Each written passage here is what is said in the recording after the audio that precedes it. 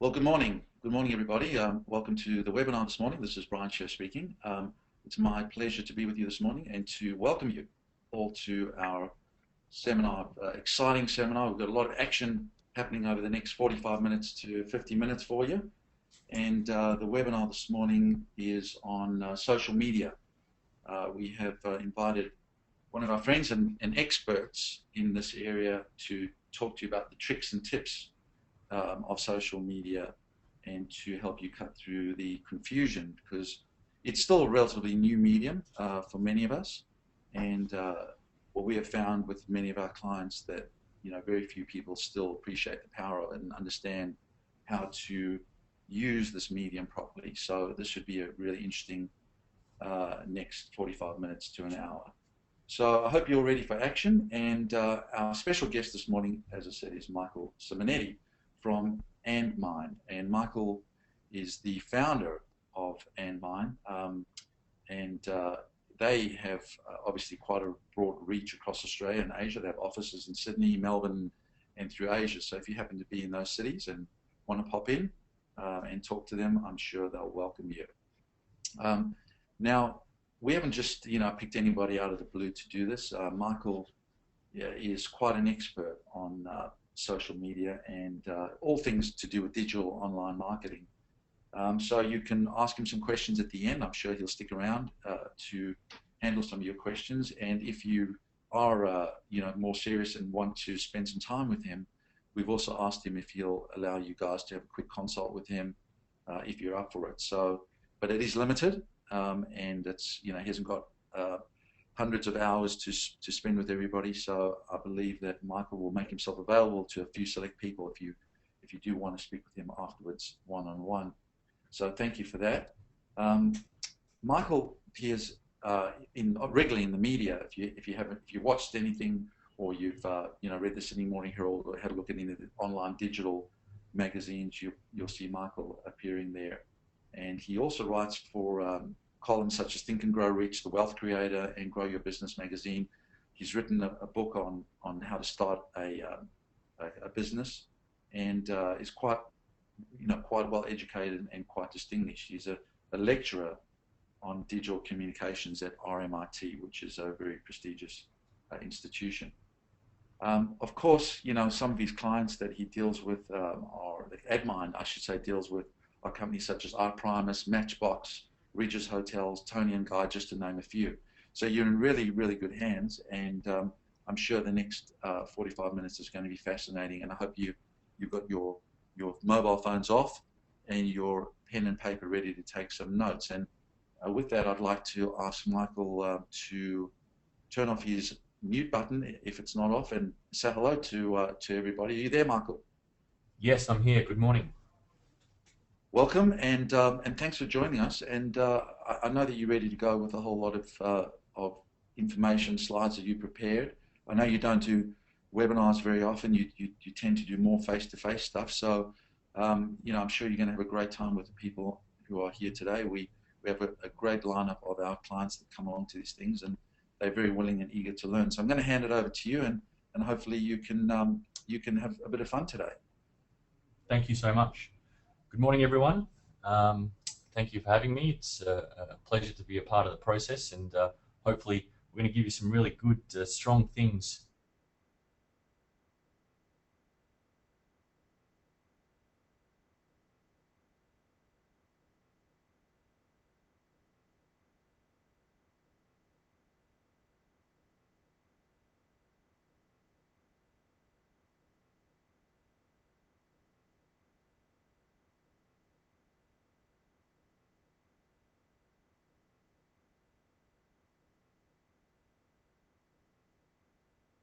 They're used to using social media, and it's not really a distraction for them.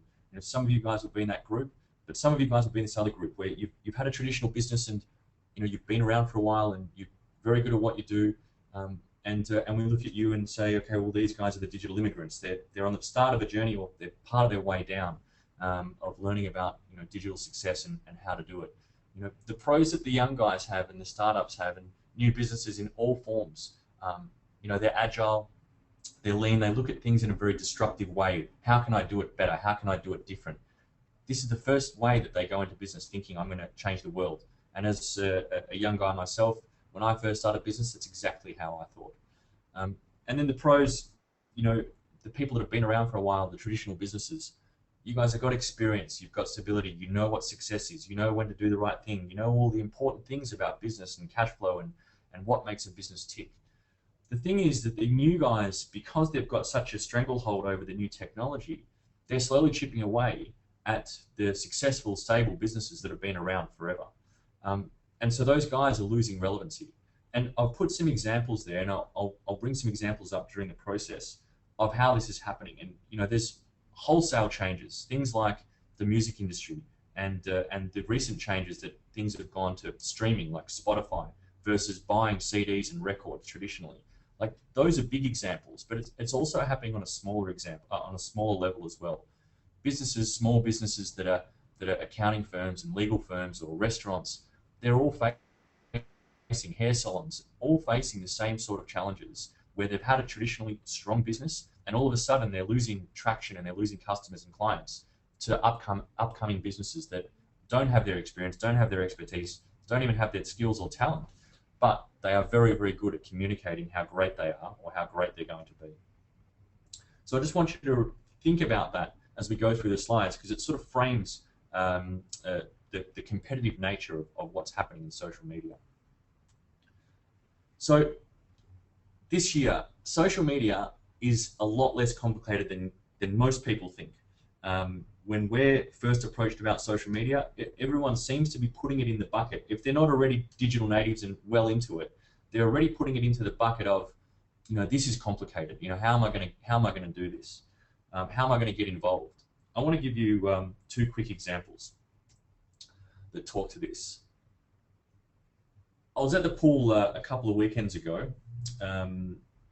Being down in Melbourne, it's not sunny that often, so when it is sunny, I like to try and soak up a little bit of sun.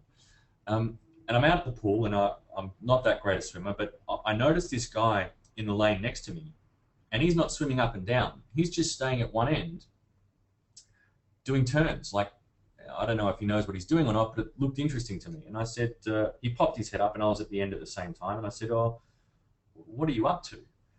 Anyway, I find out this guy, his name's Trevor. He's a plumber. He's 55 years old. What he's doing is he's learning to do flip turns, like the professional swimmers. And I said, oh, why are you learning that? And he basically said, oh, I want to do something new, and I thought it was a good challenge. And I said, did somebody teach you, or have you got a trainer, or are you just doing it? I mean, how good are you at it? And he just said to me, look, I just looked on YouTube about a week ago or 2 weeks ago, and I started researching on YouTube how to do them, like following instructions on YouTube. And I thought, that's amazing. Like, here's a 55-year-old plumber that, isn't very technology savvy, because we spoke about that. But he's comfortable getting on his iPad at night and looking up something on YouTube. Now, he doesn't know it, and he probably doesn't care too much, but he's actually using social media to learn how to swim better and how to do flip turns. And I thought about that for a minute, and I thought, wow, it is that simple. You just need this simple little hook, and all of a sudden you're involved. And I think that is the speed, or that is the reason that social media is growing so fast. He said to me this statement down below: everything can be broken down into simple steps. And I thought, that's an amazing insight from somebody that isn't very technology savvy, but that's exactly how that's exactly how social media works. I had the same thing a few years ago. I bought my first larger house, and it needed a lot of work. Now, until that point, I'd never picked up a paintbrush. I'd never picked up a drill, or a hammer, or a rake, or a lawnmower. Any of those things I hadn't touched, because being digitally orientated a lot of my life, I always felt my place was in front of a keyboard more than doing those type of jobs around the house. But as soon as I got my own house, you want to get into that sort of stuff, or I did. And, very quickly I had, from no drills, I had 3 drills. I had a lawnmower, I had a hammer, I've got a full tool shed now full of stuff. And I've gone to Masters so much that they've given me a trade member card because they see my face so much. And I thought that was that was the other side of how things changed so quickly. And once again, this is the challenge that everybody has to get into social media. You just need that hook and the right hooks to be able to connect you in the right way, and all of a sudden you're on the way to being an expert. Now, I'm no expert at fixing my house yet. There's a few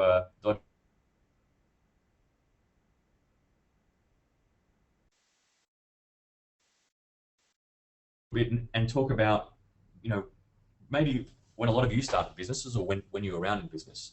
Now, in the early 80s, marketing and advertising was becoming quite mainstream, and the rules and the applications around it were also being positively influenced in business. Now, back then, you can look up research papers, and I certainly did as I progressed my business and learned more about marketing and strategy. The three client considerations back then hold very, very true today, and especially in social media. I want to quickly take you through these. First of all, your brand, your company, your products, your services, they cannot be considered. They cannot be chosen if they're not considered. Now think about that in terms of social media.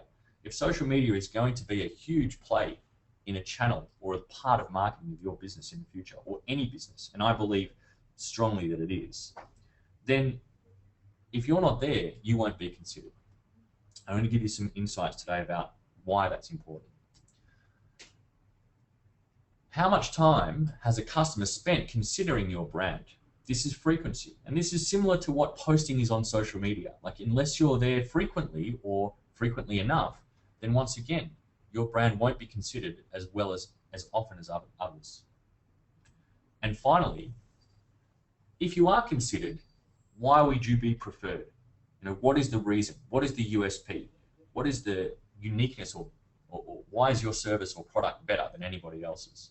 And I think these three things that were built around marketing, built around advertising for decades, now hold so true in social media. And we talk about these things with our clients all the time. We try and ensure that they're ready to answer them, or answer them with us. So back from the 1970s, when those type of consumer research papers first came out and they were being adopted in marketing and strategy, this is exactly where social word of mouth is, and exactly the processes that we'll be talking about today.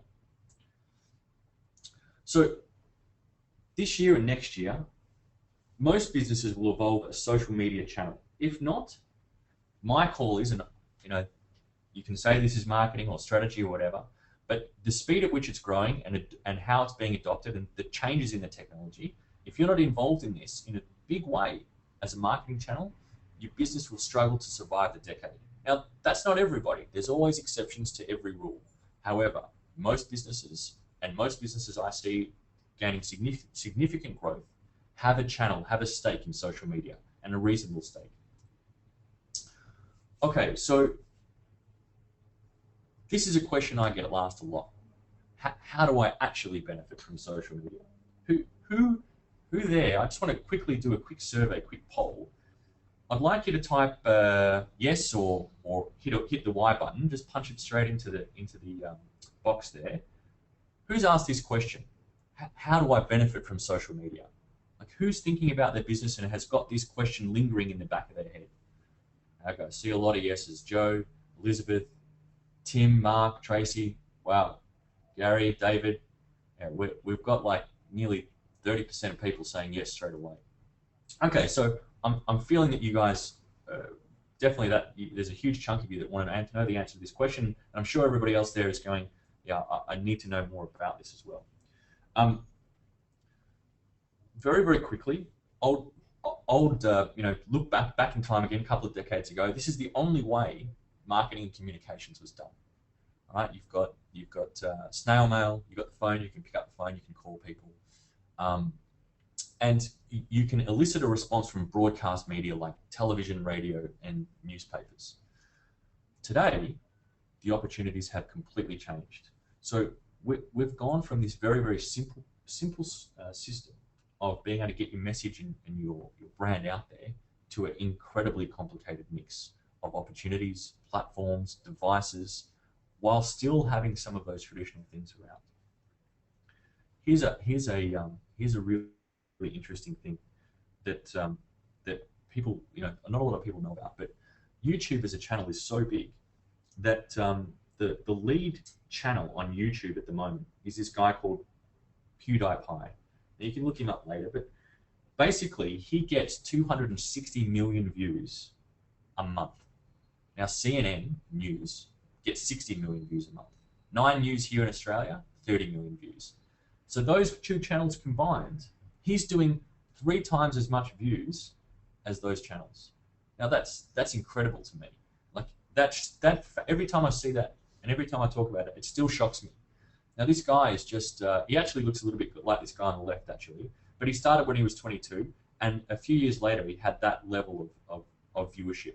Now he's making millions of dollars a month just on YouTube, just via YouTube advertising. And I'm not saying that he could have another platform and he's probably trying to develop what he can do next, but it shows the power of what social media can do and how well you can connect the undercurrent of people that are already swarming to these platforms. So I really want to make this point to everyone that's just said yes, and to everyone that's listening today. Like, you absolutely need to get involved at some level right away. And if you're at that level already, you need to keep stepping further into it. And I'm going to show you and illustrate how that works within our business and how that works for businesses we work with today. Now, you don't need to know how to build your car. Like, very few people, and I know virtually nothing about cars and engines and those sort of things. I mean, I only just started finding out about my house. You don't need to know how to build your car, but you do need to know how to drive it. And you need to know how to drive it very, very well. Some of you might still get chauffeured around, and that's lovely, and you know that's the agency model, and the more of you guys that want us to chauffeur you around, the better. But you still need to know how to drive it yourself if you do that. This next slide is what Brian talked about. Something that I've published, and something that gets a lot of traction in our business is this 4 pillars of business success. How to play and win online. So this next slide, it's quite complicated, so it's difficult to take all in at once. I'm going to give you the 2-minute snapshot on this. This is the strategy, and this is the process that we run through with all of our clients. Now, you'll see up in the top right, there's a social media circle. So obviously we work and talk about digital in a much larger context. But social media is still a key part of our entire process. It works like this. Stage 1, you need to attract people to your business, online and offline. I mean, that will never change. Unless you're consistently attracting, or you've got a pool of clients that will never leave you, you need to attract new customers. Number 2 is you need to engage them. You need to provide good quality products and services that they want to talk about, but you also need to engage them across your digital networks. So that, and there's a ton of networks, we just saw that, and you can see a whole list of them there below. Because people want to be engaged over these channels, talked to, communicated to. Social media is now about 2-way communication. It's no longer about that historical marketing communications where you just push out things, they read a beautiful ad or fluffy TV commercial, and they come and buy your product. Now it's about 2-way communication. The consumer wants actually input into what they're buying and using and selling, and what you're selling, and how they talk about that with their friends. It's all becoming transparent online, and the word of mouth has moved and shifting towards that environment. These next 2 stages are really important: conversion and amplification. Now, those first 2 stages is like you can do the greatest work in the world there. But if you use conversion and amplification, you're looking at where those people are coming from, what they're doing, how they're working, what they like, what they don't like, and putting them into buckets, right? You've actually started to create a data set for your business that is incredibly powerful, that you can reach out to mothers or families or age groups, or people that are strong advocates for your brand, or people that are just listening in or following you on Facebook or social media. What we can do with that data, and what we help companies do, is realize that potential, and we sit into this space of amplification where we're measuring, we're looking at insights, we're understanding that data. And you can do this at a glance, and I'm going to show you some screens later of how simple that sort of stuff is, and how platforms are now providing this information, which in traditional terms would have cost you hundreds of thousands of dollars to do market research in. And now it's available at your fingertips once you're using social media. Okay, the good news. I know that that slide was quite complicated, and a lot of people. I mean, normally it's like an hour presentation for new clients on its own. So I understand that it seems or will seem quite complicated, but the good news is that the things that your business does, the traditional service and the marketing that you've done and you know has been successful in the past, but really that service element. If you've got good quality products and services, and you stand behind your product and you're happy to talk, and like we all do for our businesses, we talk about the success and how great our products are, and we sell every day, because we're passionate about it.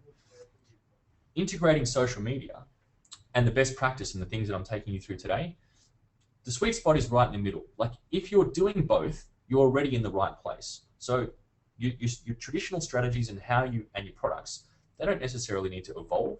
What needs to evolve is how you put that word out there, the channel, what you're talking through.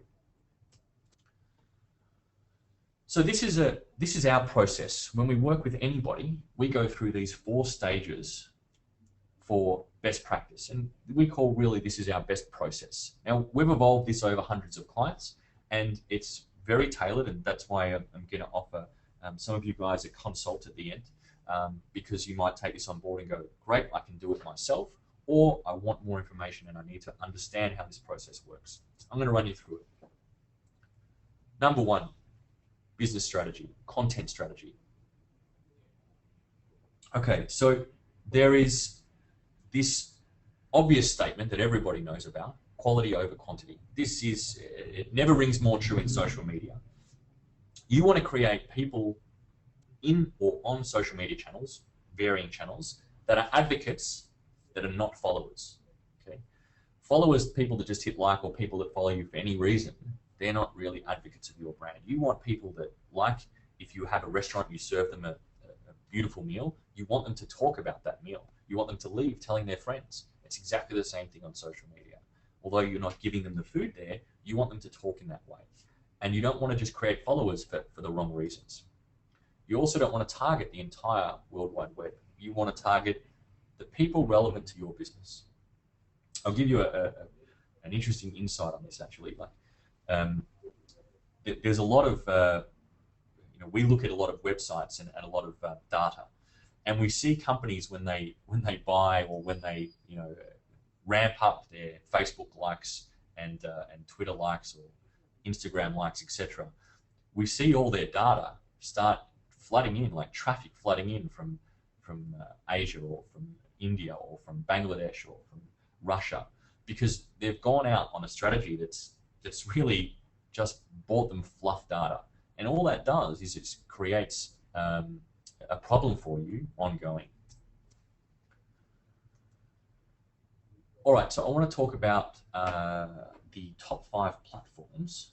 These are the top 5 platforms. These guys have now, between them, billions of people in those communities, and they're becoming tighter and tighter networks. Each of the platforms are starting to align themselves with real reasons for using individual platforms. This is where the actual game is, though, in social media. So this screen, I'm going to talk you through it, is not what's happening right now, but what the people that make those social media platforms, those big platforms, what they're trying to achieve with social media. So social media already has an incredible amount of people on them. Billions of people all using it, daily or weekly. It's a huge platform. They're huge platforms. However, this is where it's starting to get really interesting, and this is what's happening next. Contextual search is the game right now for these guys. I'll give you an example. If you Google, pizza in Sydney, or the best pizza in Sydney, what's going to happen is you're going to get like 30 results on a page, and it's up to you to figure out whether or not that those pizza places are good or not. Now, I love pizza, and there's no way I'm going to trawl through 30 or 40 places to try and figure out whether 30 or 40 websites or articles on the Age Good Food Guide, or the websites that talk about pizza restaurants, because a lot of that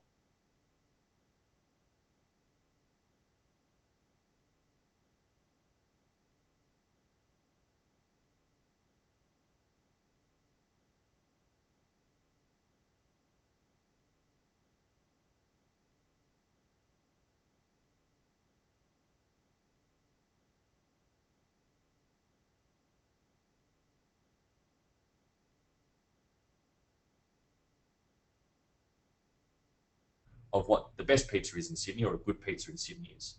So the problem with doing all that, and when you get 30 of those pages, it's your job. You've got to go and do all the work. You've got to go through those pages and go, do I believe that or do I not believe that, or are they near me or are they not near me?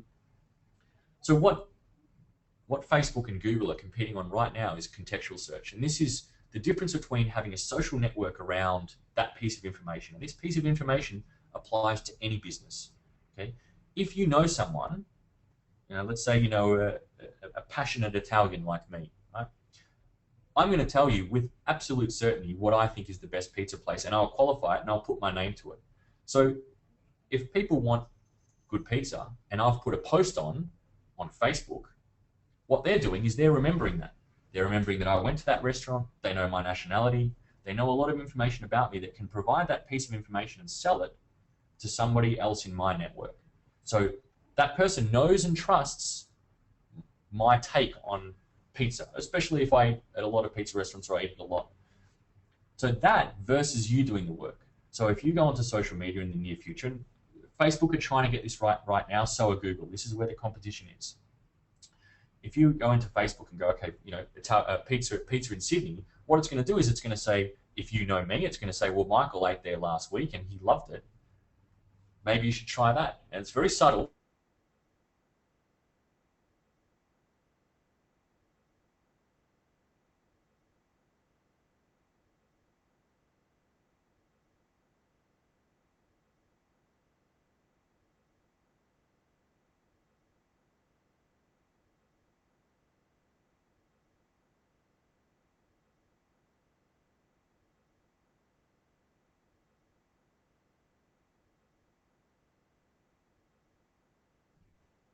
I want to move on to some insights and ideas about those top social media platforms and what they do for you and why some startup ideas. Like a lot of you guys will probably know this stuff already, but you get this word of mouth, this social word of mouth online, and it's persistent. It stays around for a long time, especially if you get it on your website and you re-promote it as well.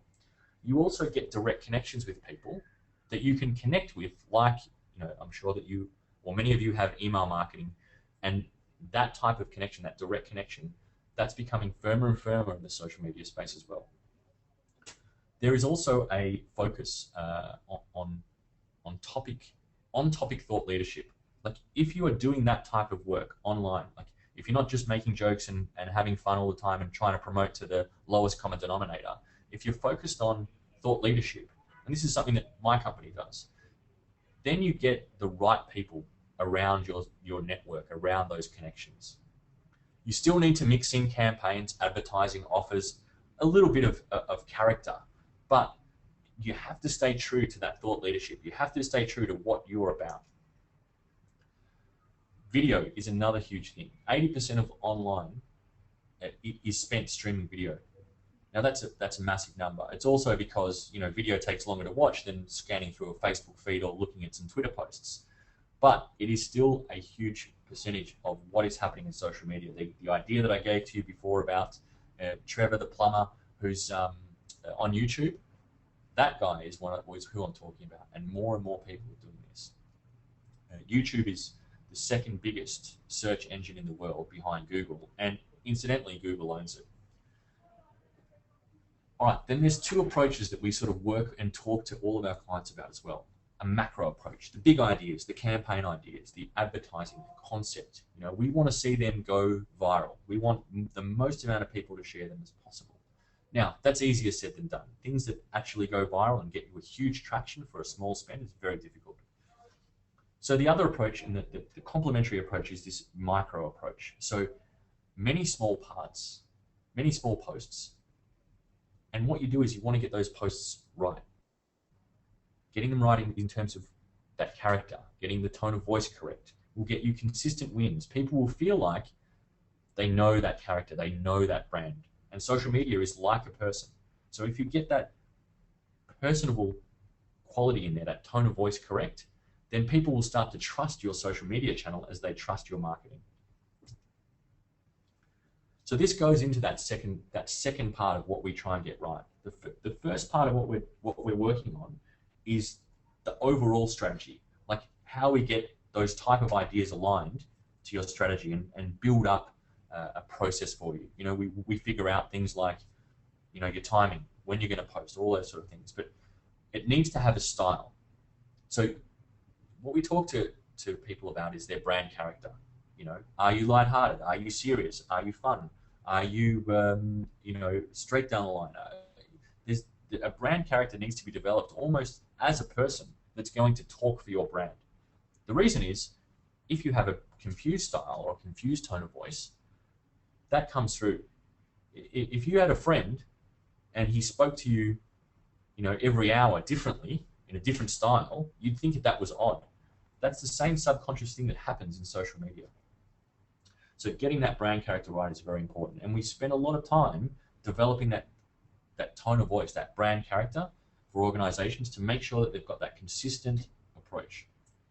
And it's typically connected with the target audience. And that's what I was saying before. Don't target the entire World Wide Web.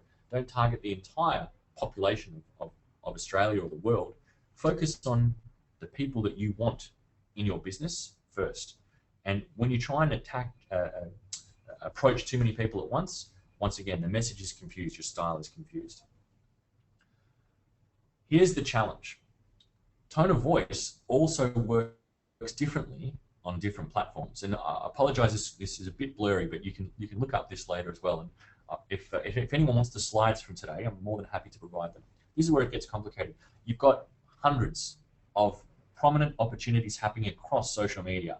Like, we get our clients, you know, the white dots you can see here, we're highly active on these platforms. You know, 20 or 30 platforms we're highly active on for our clients. And we get traction and opportunities across all of them. And we're still active on others, and we're testing and trialing ideas on those platforms to see if we can get a better than average result and see some really huge viral wins on those places as well, because there are a lot of opportunities in new platforms as well. Getting the tone of voice right for each of these is a very, very specialized process. So I've got this cheat sheet for you, and once again, I'm not going to run through this because there's a lot of content here, but if you want the slides at the end, let me know, and I'll shoot this through. This will tell you the type of users on each of the platform, the pros and the cons, and it'll help you decide whether or not you should be on those platforms or not.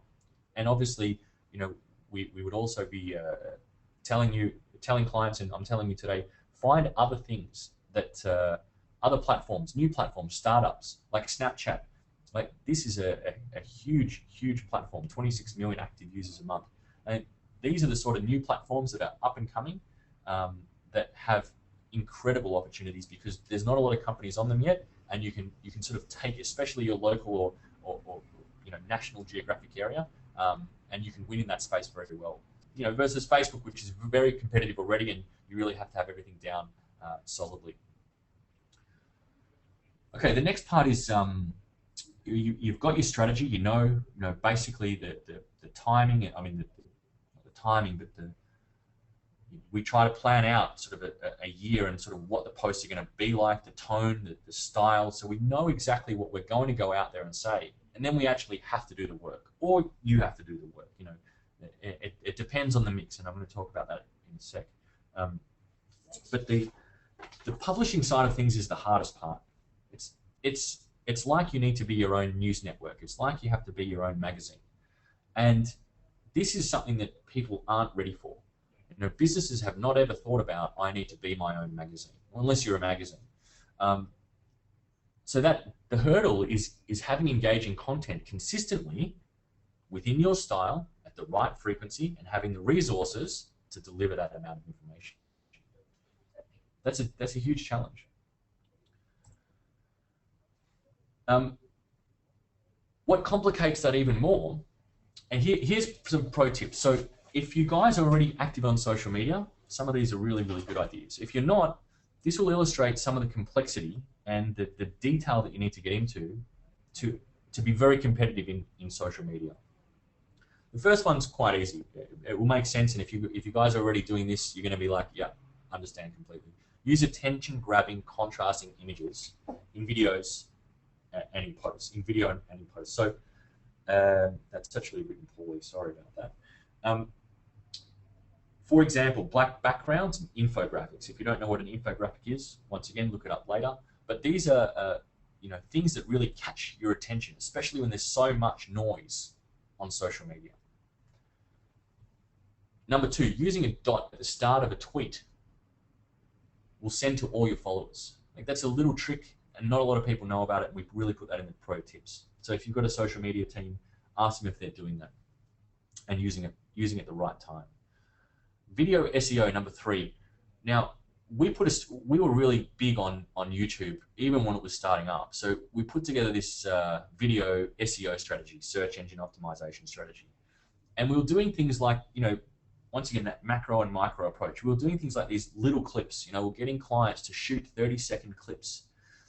We had a particular client, they were a white goods wholesaler, and they sell plasma TVs and those sort of things, so electronics and white goods.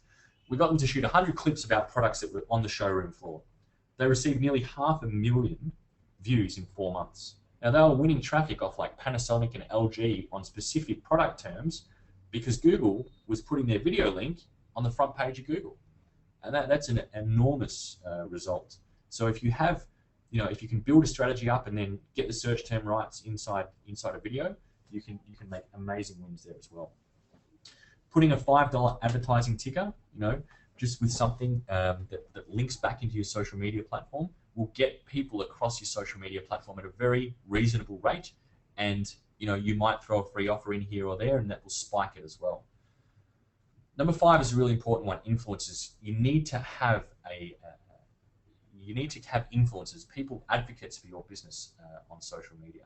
Now, you can connect, like on LinkedIn, you can start a business network and network with people, or start a question forum, and you'll get some traction. It takes a little while to get right, but for businesses, it's a home run, because once you've connected with people that you trust in the digital landscape, they're going to be able to talk to you and refer work, etc. I do this all the time on LinkedIn, and it dominates for us. The other thing is connecting those advocates. So on Facebook and Twitter and LinkedIn and Instagram, those sort of places. Either giving them away something like a top or a free meal or a drink or whatever, and then they will post about it organically, or sharing something with them. You post for them, they post for you. That sort of stuff is very, very powerful because it shows that you're active and it shows social proof in the social environment. All right, now a lot of you are probably thinking it's either, okay, I'm already doing all of this stuff, or it's a lot, and I want to direct, I want to explain how my business works and get someone to do this for me. I don't necessarily want to drive. So I just want to get another show of hands, please. Like, how many of you guys, feel that this statement is about right? Give me a yes once again if you feel like there's a lot going on here. I'd rather have someone help me with this versus I'm ready to do all of this stuff myself. I understand the intricate details of this. So just hit yes or hit a Y and just type it into the box there. I want to see how we're going with this. Okay, a couple of yeses.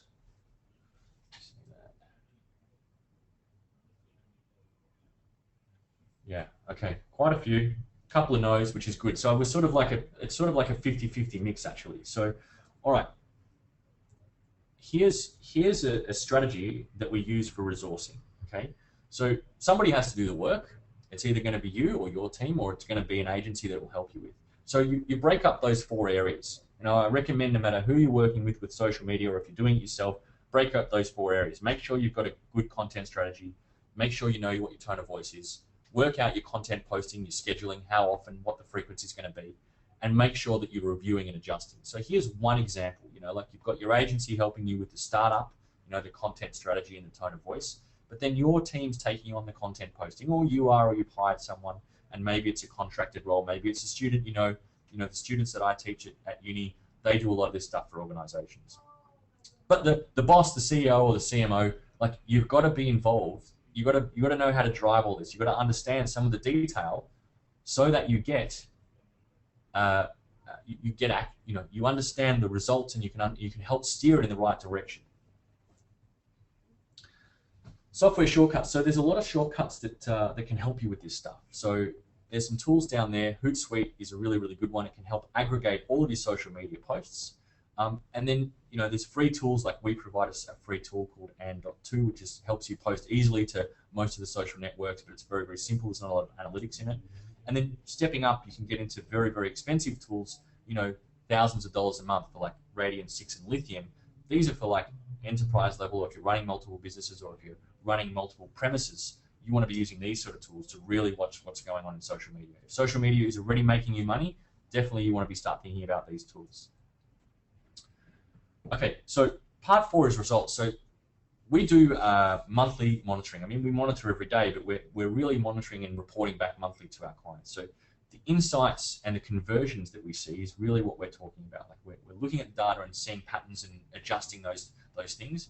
But what we're actually looking for is conversion goals.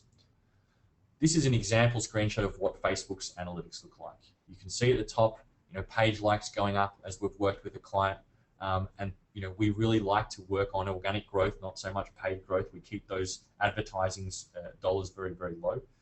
And then a snapshot of the fans, so you can see that the breakup of men and women, etc. And this is powerful information, especially as it changes, especially as you're thinking about your tone of voice. Is it too female orientated, or am I talking to males, etc. The overall cost versus reward for all of this, I mean, the entry level is either a lot of your time or thousands of dollars per month. If you're thinking about social media in any other regard, like I can hire a team overseas, or I can get someone to do it for $300 for me a month, like there's just not going to be any reward in it for you. But you do need to risk for a couple of months, and then you'll see a reward.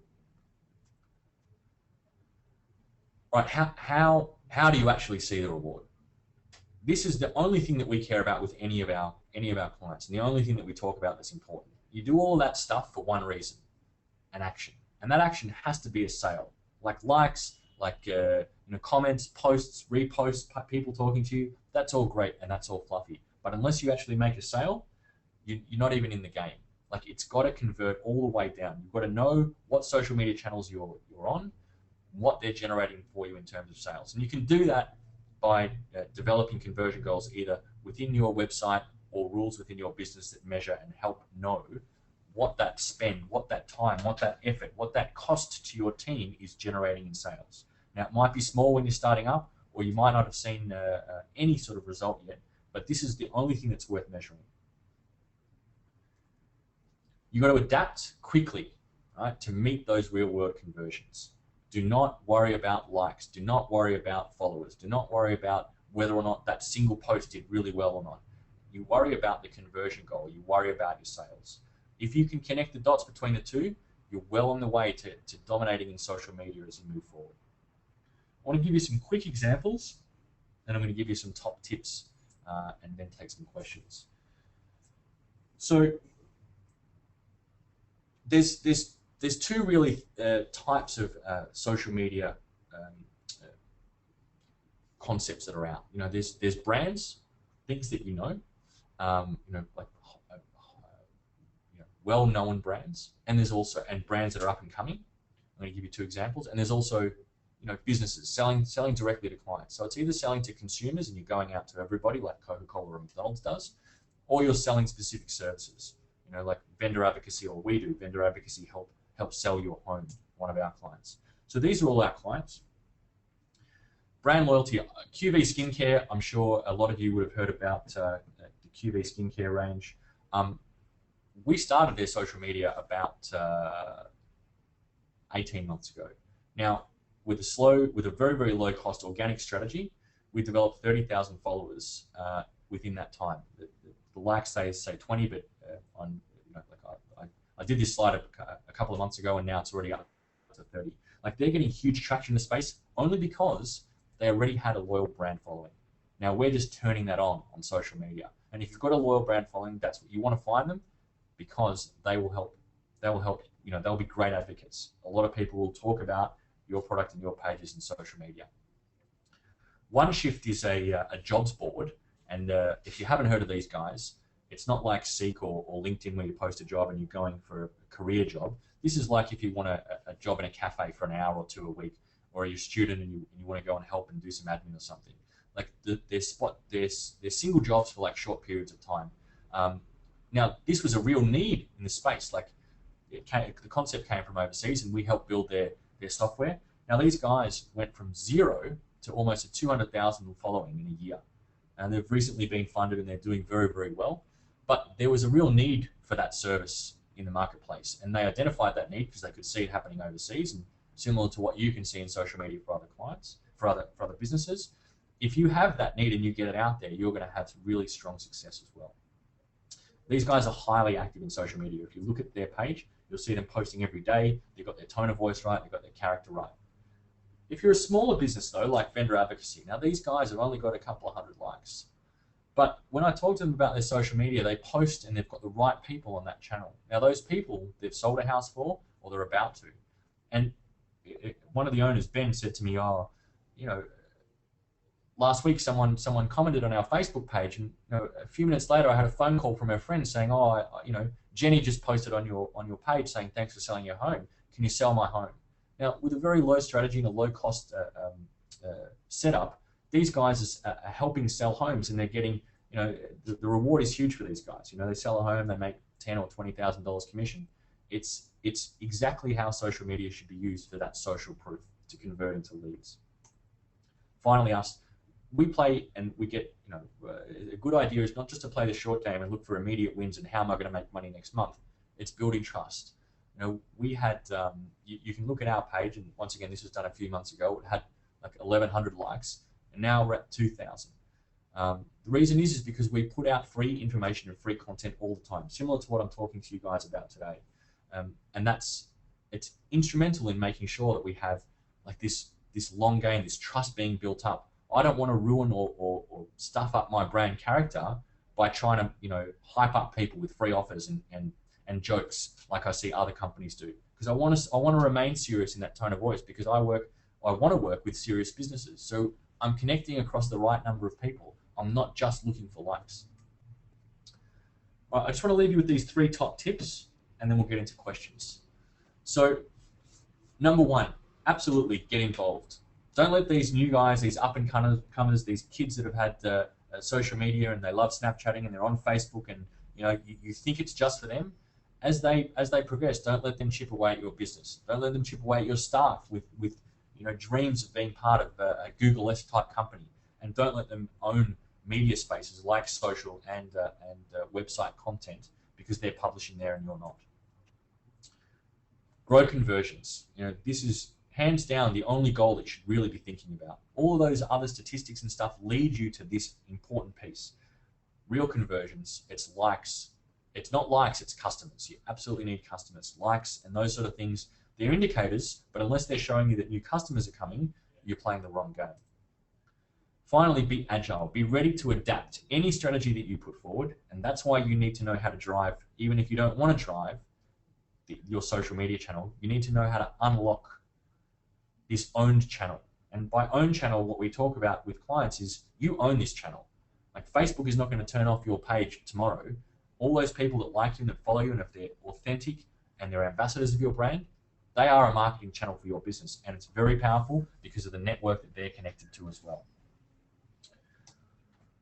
All right, I'm going to take some questions in a sec, but before I do, I want to say that I've got a free consultant strategy for the first 10 people that email me at my email address on screen here. So if you want a 15-minute consult about anything that I've spoken about today, it's leaving you with a lot of questions, or you don't get them in this next section, then email me. I'm going to take 10 people only because I don't have a ton of time to give away free strategy, but everything that I will give you will be absolutely perfect for your business. And I do these meetings with clients day in, day out, so I've seen it all. You tell me what your business is, I'm going to grasp it very quickly, and I'm going to go straight into the strategy. So if you email me now, the first 10 people I'm going to give that free strategy consult to. I've got about 15-20 minutes of time, and if you guys want, shoot me some questions, and I'll answer them right here, right now.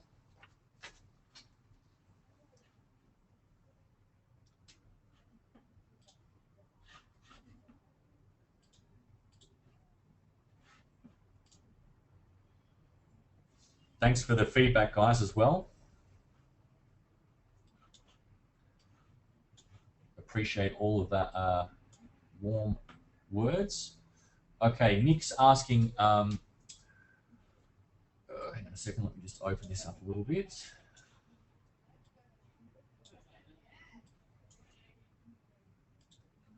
Nick's asking, where do you see the future of brands considering the ongoing significant decrease in organic reach? Nick, it's a good question. It goes back to the point that I was making about ensuring that you've got the right people involved in your social media network. So we're seeing new companies start up that are very, very strong in this idea of, I'm not going to prostitute my brand character or my offering. I'm going to find the right people to connect with. Now, if Facebook is very competitive and you're just seeing a wash of people and you can't really get through, try another platform. Because if Facebook can't answer that question for you, guarantee there's platforms out there that will.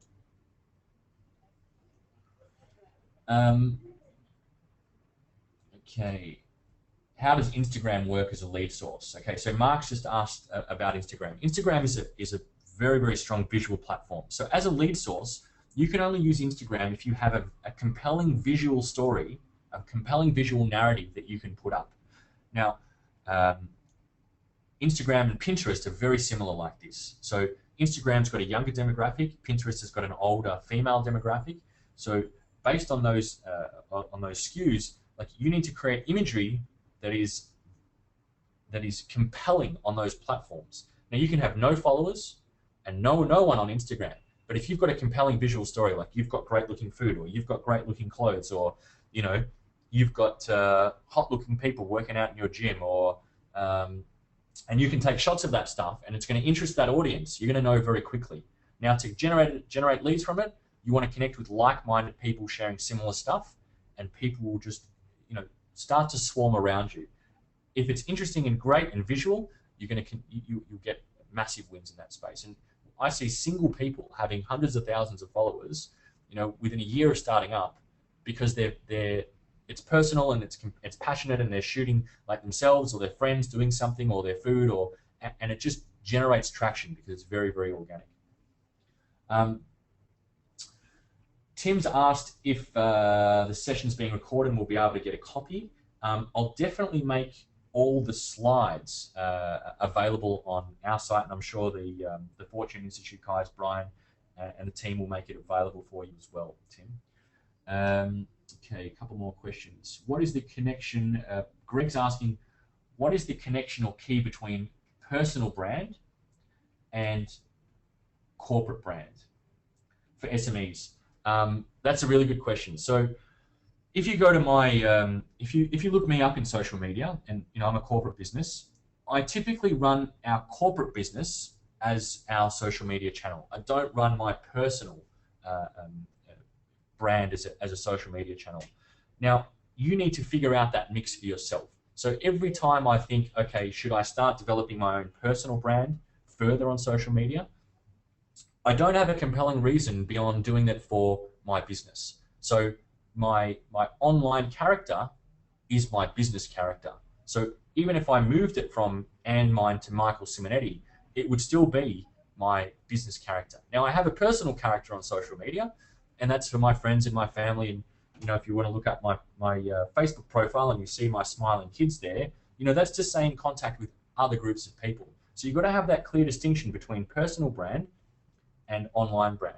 However, if you feel you've got a larger personal profile and you want to use that as leverage, then by all means, we get celebrities and we get digital advocates all the time that have built up a personal brand on social media, like their own blog or their own channel, because they've used their own name. Then of course, use that, leverage that as much as you can. But if it's for your business, you may not be the only person posting all the time, or you may have other people involved in that, and you don't want to come off like it's only your channel. I hope that answered your question, Greg. Okay, let's look at Jessica. How do you get people to engage with you on Facebook? We're a startup travel company, and actually, and anytime I actually do a post to a trip we're advertising, it doesn't get attention. Jessica, the thing about any of these channels is you need to have an audience. And you need to have an audience that you've built up with the right strategy. So if you're not getting a lot of interest from Facebook, or you feel that it's difficult, and travel's a difficult offer, but it's actually a very, very aspirational business, because you can post pictures of where your clients are traveling or communicate with them. That's what I would be doing in the Facebook setting. I would be talking to people that have been on trips and just communicating them about how their trip went, you know, what they liked, show us your best photo, comment on that, did you see this place? You know, why not provide personal, and I know, once again, these things take time, but they'll get traction. Here's an idea: provide personal travel advice while people are traveling on social media. You know, communicate with them. Hey, did you see that place yet? You know, did you see you went to Rome? Did you see the Colosseum? You know, what's your best photo? Post it here for us. Like that level of interaction, that's going to win waves of organic traffic for you. And doing that, you can use that same strategy on other platforms as well. Okay, I'm going to take 2 more questions, and then we're going to wrap it up for today. So Mark asks, where does a blog sit in the social media mix? That's a good question, Mark. So a blog, obviously you can write more information on a blog than a social post. And how functionally it should sit is you want to have your social media linked to your key blog posts. So when you're writing blog posts and hopefully you're generating interest in your blog, and you know, if you go back to our 4 pillars model, you can generate organic traffic through Google, etc., just by getting the keywords right and your SEO right on your blog, especially if you're writing about things that few people are writing about, specific topics. Now, if you post that on social media and you've already got a following there, they're going to be interested in that. Otherwise, what you want to do is you want to try and reach out to people and maybe have a communication on social media, maybe Twitter, maybe LinkedIn, about the article. Try and get some feedback about that article on those platforms and generate a conversation, because that's really what social media is about. It's a 2-way conversation. A blog, sure, they can post comments at the end, but it's not as fluid as social media, not as fast as social media. David's asked, what is a reasonable monthly budget to allocate to social media? With anything to do with marketing and advertising, we recommend that an entry level for any business, small or large, is $1,000. The reason is you've got a clear number that you want to generate back from that. You know, if a single sale for you is worth $1,000, then your whole plan is to get that $1,000 back. If your products are worth $10, well, then that $1,000 has to generate 100 sales. But if you generate 30 in the first month and 40 in the next month, and you know you're progressing, you're seeing what your investment is over time and what it's going to take to break even in that space. Now, once we start profiting in that space, then we start ramping it up for clients. And typically, clients that have more to spend at the start will get traction faster because they'll be able to do more things at once. I'll take last question from Mark, and I'm seeing a lot of thank yous, etc. Thank you so much, Tim, Jessica, etc. I appreciate that. Mark's asked, what can we do to attract an audience? Do we need to advertise on the platform? I would recommend that in our pro tips, I had this $5 advertising ticker. And when we came up with that a couple of years ago, it was working beautifully straight away. It's not a lot of money to spend, right? But what you do is you can show 3 or 4 or 5 people your page or more every day. So if you're posting interesting content and you're targeting the right audience, you're going to nail new people coming in to your platform. And I've used this for my company as well. And I have got marketing managers and CEOs, the people specifically that I've targeted, people that I know that are in groups like BNI, etc. I've targeted them on social media, and you can do that very, very well, very, very accurately. And then they've come to the page and they've read something and they've liked it, or they've absorbed it, or they've liked the page because they want to follow that information. That's a hands down easy way to advertise into a social media page or platform. All right, guys, I'm going to wrap it up. I'll look out for those first 10 emails for the social media consult and come back to you today or tomorrow.